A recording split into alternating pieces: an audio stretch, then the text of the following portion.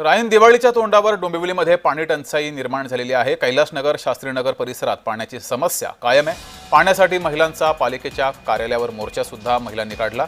भाजपाच्या नेतृत्वाखाली महिलांनी पालिकेच्या कार्यालयावर मोर्चा काढला। पाणी प्रश्न सोडवला नाही तर पालिका कार्यालयात ठिय्या आंदोलन करू असा इशारा या महिलांनी दिलाय।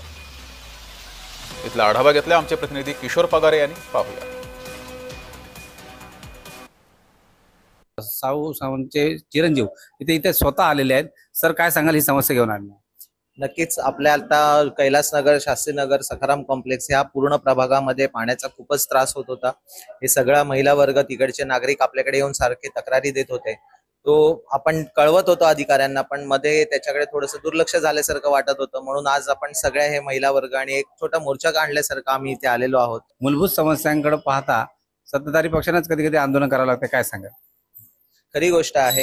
हे बघा, आंदोलन हे सत्ताधारी पक्ष असो किंवा ऑपोजिशन वाले असो, आंदोलन हे चांगल्या कामांसाठी झालंच पाहिजे आणि चांगली कामं ही आपल्या इकडे होण्यासाठी हे अशा प्रकारचे आपण काही छोटे छोटे स्टेप्स घेतले पाहिजेत। आज काय आश्वासन दिलं अधिकाऱ्यांनी? यापुढे जर समजा ही भूमिका किंवा सणासुदीच्या ऐन तोंडावरच पाण्याची जर समस्या असेल तर भूमिका काय असणार भाजपची?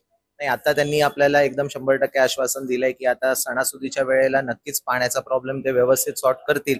जास्तीत जास्त पाण्याचा पुरवठा कसा होऊ शकतो हे ते बघतील आणि समजा तरीही नाही झालं तर मग आपल्याला हा जो छोटासा मोर्चा आहे हा भव्य मोर्चामध्ये होईल आणि आपण इथे मग आंदोलन करू असं आपण त्यांच्या समोर त्याची पण हमी दिलेली आहे।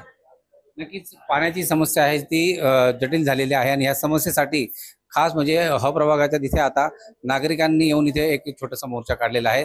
या अंतर्गत आता भारतीय जनता पार्टीने जे आंदोलन केलेलं आहे, लवकरात लवकर सणासुदीच्या ऐन तोंडावरच या समस्या जर पूर्ण झाल्या नाहीत तर एक मोठं जन आंदोलन करण्यात असं पदाधिकाऱ्यांचं म्हणणं आहे।